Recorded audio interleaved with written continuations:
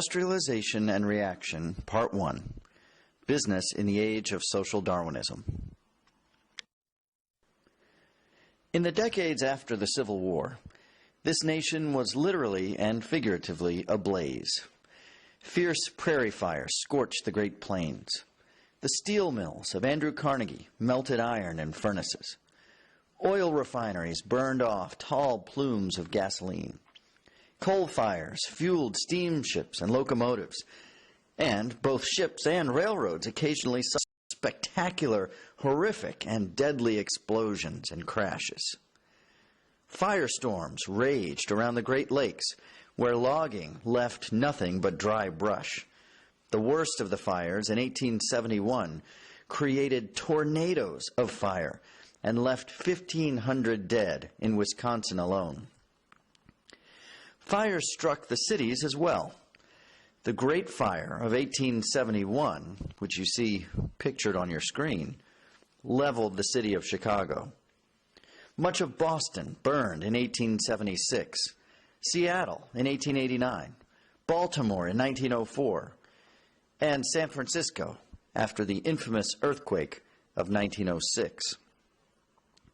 While theme park rides and attractions often used fire metaphorically, it's an odd coincidence that all three of the major theme parks of Coney Island, Dreamland, Luna Park, and Steeplechase, all were destroyed in fires. The heated emotions of American citizens led them to start fires of their own.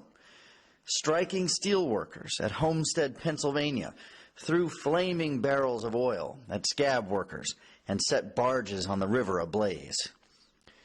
There were also more than 2,500 recorded lynchings in this country between 1885 and 1900, most of which involved burning the victims. The fires described above are representative of a nation moving forward in fits and starts after the Civil War. The pace of technological advance and industrialization was staggering. Social change as well moved across the landscape in great waves.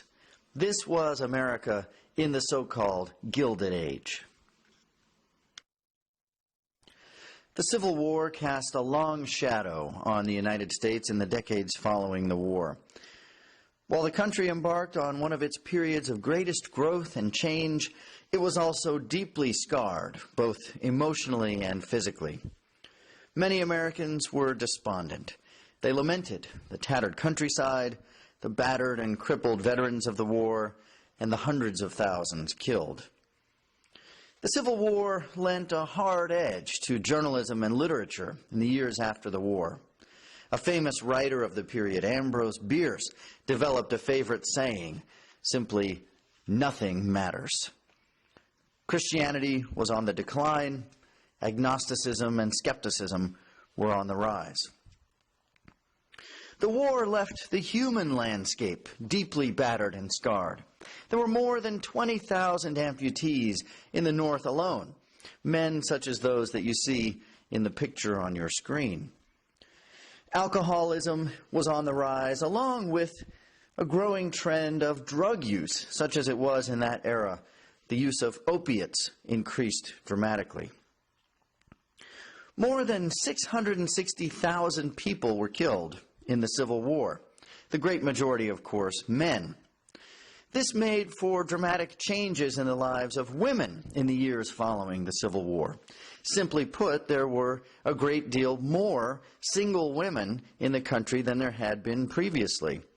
And this in a nation that was not very sympathetic to the plight of single women. Many more women than in the past were forced to make their own way in the country, many of them finding a place in the workplace as teachers, nurses, reformers, or missionaries. Women also spearheaded a number of reform movements of the era, attempting to improve the condition for the many who were suffering in the years after the war.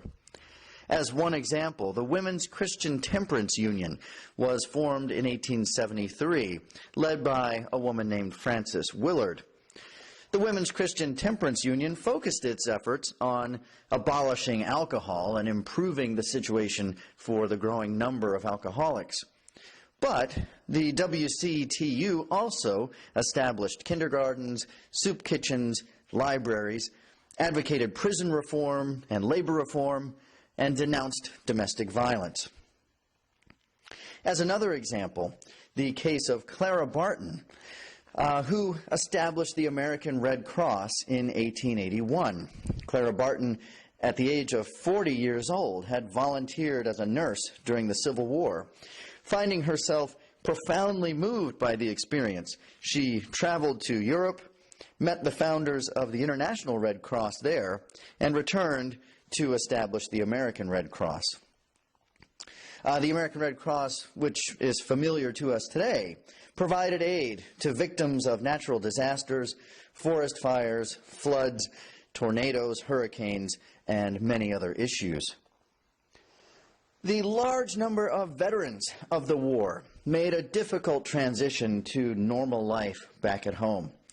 There were an enormous amount of weapons still available. Guns and knives were common. We've already discussed the prominence of violence in other parts of the country, such as the South and the West during this time. Suicide rates were exceptionally high, and we have some interesting case studies like those of Frank and Jesse James, who were former Confederate soldiers and went on to become some of the most notorious bank and train robbers of the years following the Civil War. The war cast a long shadow in terms of national politics and the economy as well. For a while in this country, you were going to be out of luck running for office if you had not served in one form or fashion during the Civil War. And interestingly, it didn't matter much whether you had served on the Union side or the Confederate side. Simply the fact that you had served at all became prerequisite. Perhaps the best example of this comes in the 1880 presidential election, in which there were no less than 4 Civil War generals on the ticket. Such campaigns were hard-fought and exhausting, especially in the key swing states of Ohio and New York. The war impacted the national economy in a number of ways as well. The growing need to care for wounded and scarred veterans sapped the national economy. By 1900, the single largest item in the federal budget was care for veterans.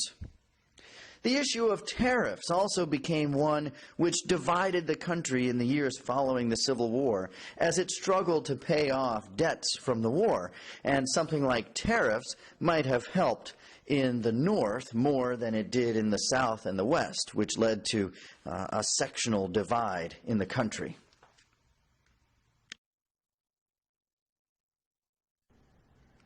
In order to understand the country during the years of the Gilded Age, it's necessary to understand a little bit about the ideology in the country. What was our mindset like? What did most Americans think and believe during this period? As a part of this, we see 2 overwhelming and conflicting themes that dominated the nation during this period.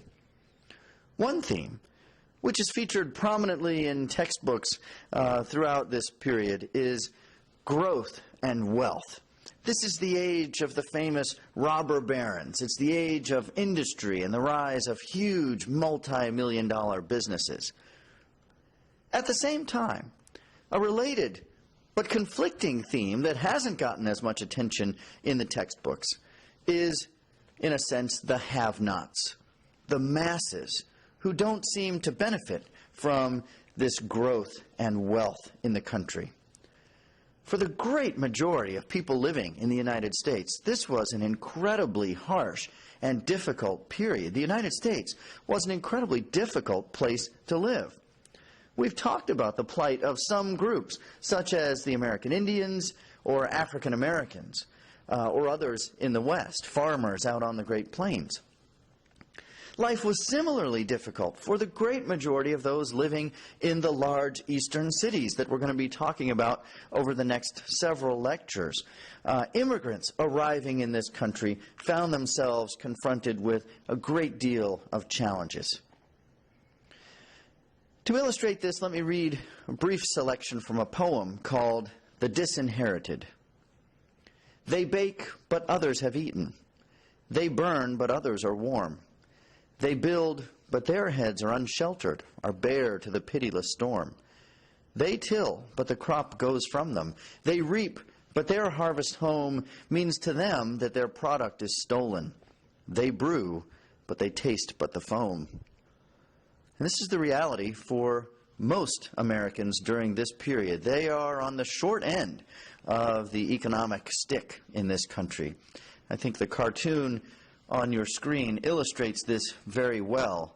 The protectors of our industries, you see the average citizens and workers being crushed beneath the bloated weight of the wealthy haves sitting at the top.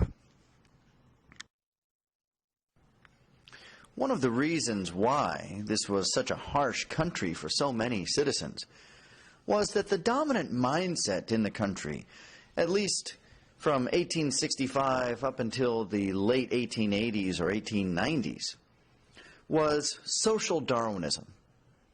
You're probably familiar with the teachings of Charles Darwin, who wrote in the 1840s and 50s about evolution and natural selection and the exceptional animals of the Galapagos Islands and so on. His writings were, of course, very widely well known around the world. Perhaps less familiar to us today, but equally well known in that era, were the writings of an English sociologist named Herbert Spencer. Spencer, who was familiar with Darwin's work, turned much of that thinking toward the study of human beings and society. It was Herbert Spencer who actually coined the term survival of the fittest. Darwin had used the phrase natural selection. It was Spencer's phrase, survival of the fittest. In Spencer's view, these ideas applied equally to human beings and to functions of society, as they did to plants and animals out in the wild. In essence, human beings must fend for themselves. The strong will survive, the weak will be weeded out. Think about what a harsh mindset that is. These are human beings we're talking about, not animals out in the wild. One eloquent way of describing this philosophy of social Darwinism is simply root hog or die. Make your own way, or you will die out. And so what we see in this period of the 1860s, 70s, and much of the 1880s was a society that showed little interest in helping those many people who were in need, those at the bottom of the economic chain, those who were suffering or ill, immigrants arriving in the country, found themselves with virtually nothing in the way of a social welfare net. We will talk in future lectures about what we call the progressive era and the progressive movement, when more Americans begin to cast an eye on helping such individuals. But in the period we're reviewing now, most Americans found themselves with very little in the way of help coming from the government or from society in general.